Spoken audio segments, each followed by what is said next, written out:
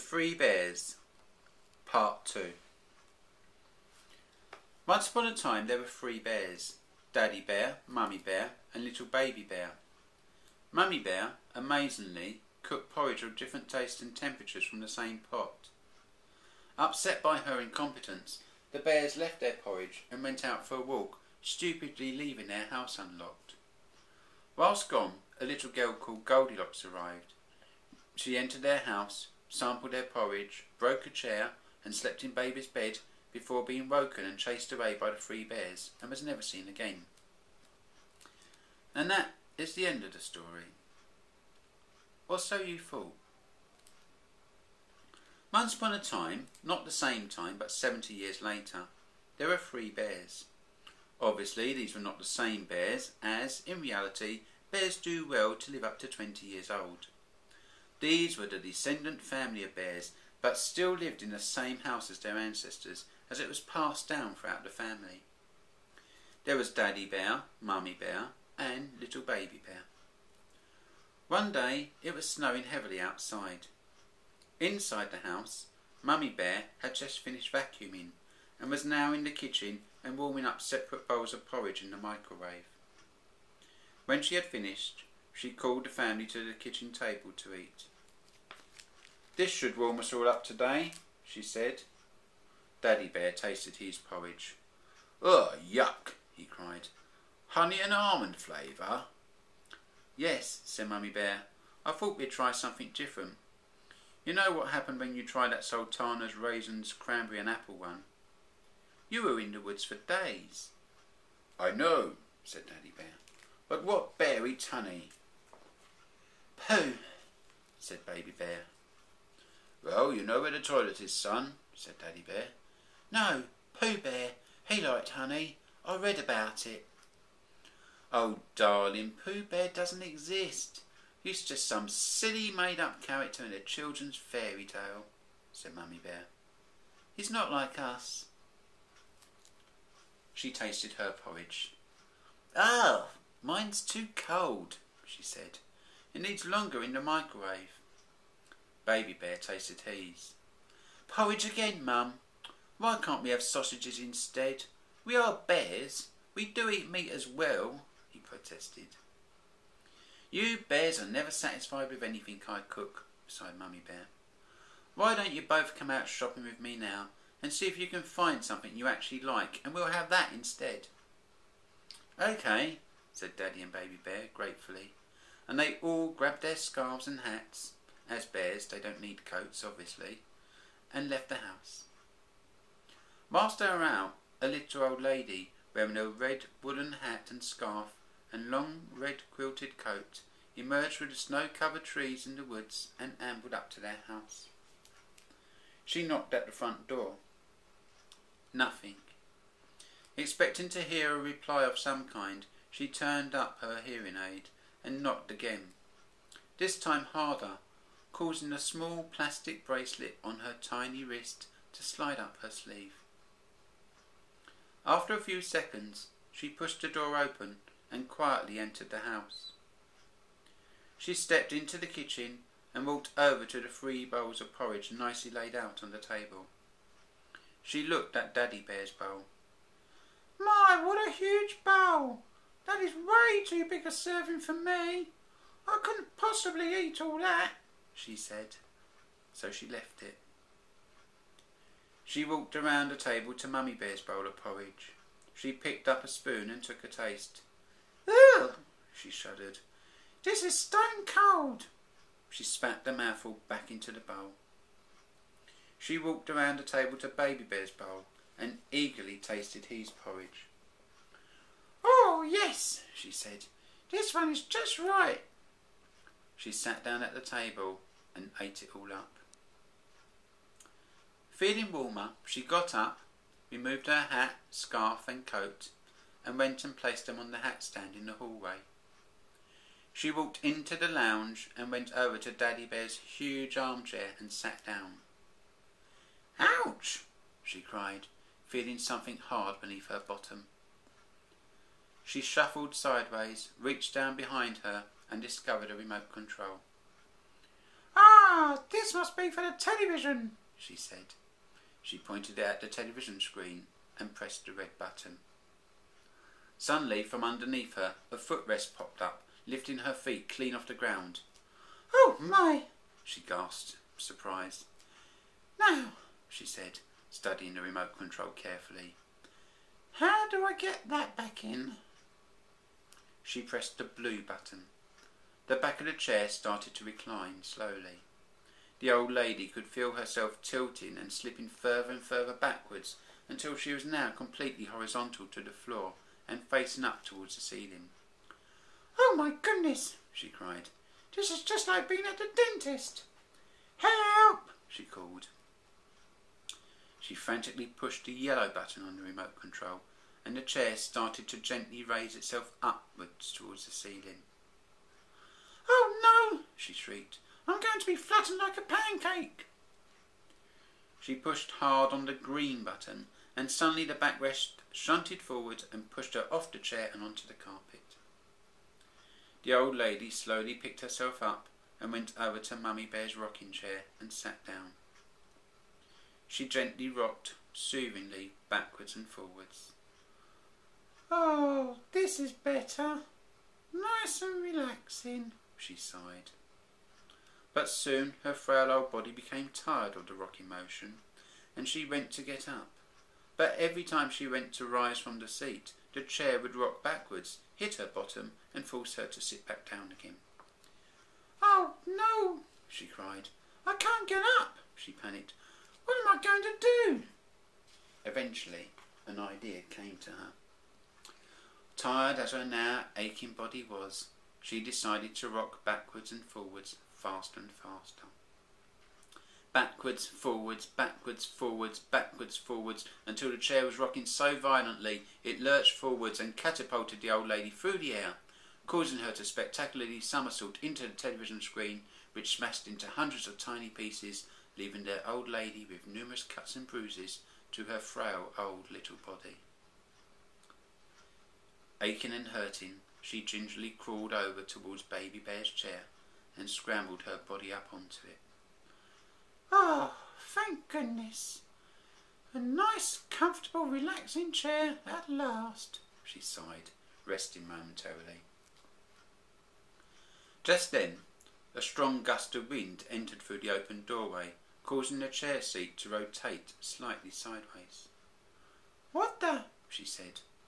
"Oh, it's one of those modern swivel chairs," she said delightedly. "I've always wanted to go in one of these. It looks like such fun." And with that she pushed down hard on the floor with her feet and began to revolve the chair. "Woohoo!" she screamed. Round and around she went, very slowly at first, like the start of a fairground carousel, before steadily building up momentum and speed until soon she was in an unstoppable frenzied spin. "Whee! This is fun!" she cried excitedly, before feeling giddy, losing consciousness and slumping into an untidy heap on the carpet with a chair tumbling on top of her. When she came to, her body was aching and hurting more than ever. She somehow managed to crawl out from underneath the upturned chair and eased herself up to her feet. She examined her cuts and bruises. I think I might need to lie down after all that excitement," she said wearily. She shuffled out into the hallway and, gripping tightly to the banister, gently eased her way up the staircase towards the bedrooms. She slowly walked into the large parents' bedroom and there before her saw Daddy Bear's enormous king-size bed and Mummy Bear's slightly smaller one beside it. "Wow," she said, looking at the Daddy Bear's king-size bed. "That looks way too big for me. I would need a compass and a map to find my way out again." She laughed to herself. "But it does look so comfortable, warm and inviting," she sighed. "Perhaps I should try it, just for a few minutes." She gently pulled down the duvet and slid carefully underneath it and laid her head on the welcoming big soft pillow. "Oh yes, this is a lovely big bed," she sighed. She rolled over and suddenly found herself tangled up in the enormous duvet. She thrashed around frantically to try and free herself, rolled over and over and over again before falling out of the bed and onto the soft bedroom carpet with a dull thud. "Ooh," she wailed, slowly picking herself off the floor once again. "Perhaps it's not as big as I thought it was." Undeterred in her effort to find comfort and rest, she walked over to Mummy Bear's slightly less enormous king-size bed. Again she climbed under the duvet and snuggled down. After a couple of minutes, she gently scratched her nose, then her neck, then her face, then her hair, then her arms and her legs. Within minutes she was feeling itchy all over her body and was writhing around, scratching herself furiously. She leapt out of the bed and hauled the duvet off the bed and looked at the dark black sheet beneath it. Except it wasn't supposed to be black, but pink. "Oh my goodness! Fleas!" she screamed. "Help!" And with that she ran across the landing to the bathroom with her arms flailing, filled the bath and jumped into the lovely, soothing, warm, soapy water and scrubbed off all the horrible, hungry, blood-sucking fleas from her body. Once dried, she changed into one of Mummy Bear's huge nightdresses she found in her wardrobe and made her way across the landing to Baby Bear's room. The nice bath had made her feel very relaxed and rather drowsy, and within minutes of climbing into Baby Bear's bed, she fell asleep. An hour or so later, the three bears arrived home carrying large bags of shopping. They went into the kitchen, put the bags onto the table, and noticed the bowls of porridge. "Someone hasn't eaten my porridge," said Daddy Bear. "Can't say I blame them, really. I told you that honey and almond flavour was disgusting." You might be right, because," said Mummy Bear, examining her bowl, "someone's been eating my porridge and spat it back into the bowl. Yuck!" "But I think you're both wrong and I actually quite liked it," said Baby Bear. "Really? What makes you think that?" asked Daddy Bear. "Because someone's been eating my porridge and they've eaten it all up. Thank goodness," he smiled happily. They walked into the lounge. Daddy Bear noticed his chair had been raised high towards the ceiling and was tilted forward.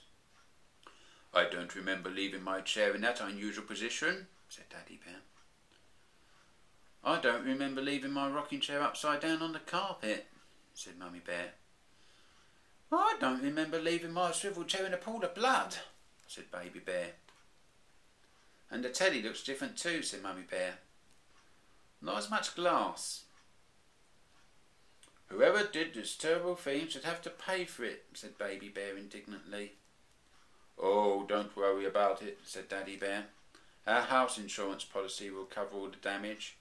It was Great-Great-Grandad Bear who had that idea, after a very young girl broke into this very same house many years ago. Unfortunately, she ran away before they could catch her, but you must have heard that story so many times." "Oh yes," sighed Baby Bear wearily. Something strange is going on here," said Mummy Bear. "I'm pretty sure I vacuumed this house this morning before breakfast and there's a trail of blood on the stairs." "Let's go and investigate," said Baby Bear excitedly. Daddy Bear grabbed a baguette from one of the shopping bags in the kitchen and began to slowly climb the stairs. "What's that for?" asked Mummy Bear. "To soak up the porridge they've eaten?" "No, it's to hit them with." "But what if they quite enjoy a food fight and are armed with a cucumber?" asked Baby Bear. "Shush," said Daddy Bear, beckoning them up behind him. Once up the top of the stairs, they saw that the bathroom door was open and went in. "Someone's been bathing in my bath," said Mummy Bear. "Really?" said Daddy Bear. "How do you know?" Because they forgot to empty it," said Mummy Bear, pulling out the plug. "Ugh," she said. "Disgusting." They all slowly and quietly moved into Daddy and Mummy Bear's bedroom. "Someone's been sleeping in my bed," said Daddy Bear, noticing the crumpled duvet on the floor. "Someone's been sleeping in my bed," said Mummy Bear. Really? Said Daddy Bear. How do you know? Not so many fleas, said Mummy Bear.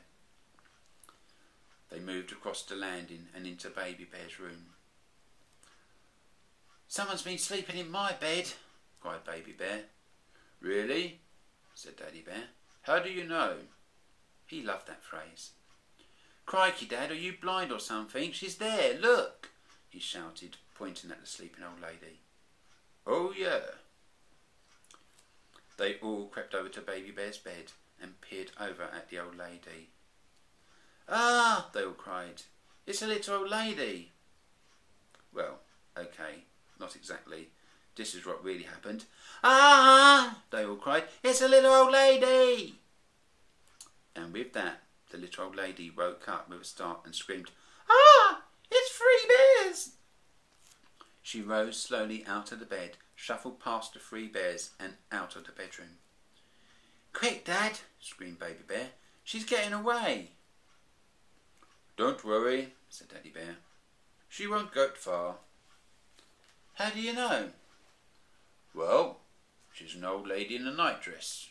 We live deep in the woods, miles away from anywhere, and it's freezing cold outside. What are her chances? So, are we just going to let her go? Asked the concerned Mummy Bear. For now, said Daddy Bear. The little old lady slowly strolled across the landing, down the stairs, and put on her hat, scarf and coat, and shuffled out of the house and into the woods. The next day, the 3 bears decided to go out for a walk. Outside, they saw a trail of footprints leading from their house and into the deep woods. They decided to follow them. In the distance, they saw what looked like a crumpled bag of washing, partially covered by glistening white snow, slumped against a tree. Baby Bear ran on ahead to get a closer look. As he drew nearer, he could make out a thin, forlorn figure in red clothing.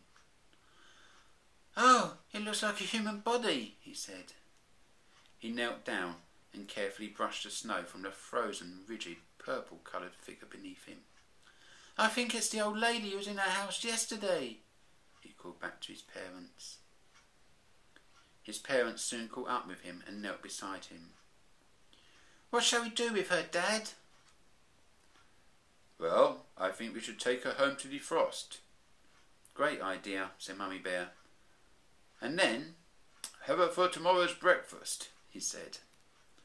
Yummy, cried Baby Bear excitedly. Her fingers and toes would make great sausages. Daddy Bear rose to his feet and picked the old lady up like a rag doll and tossed her over his shoulder to carry.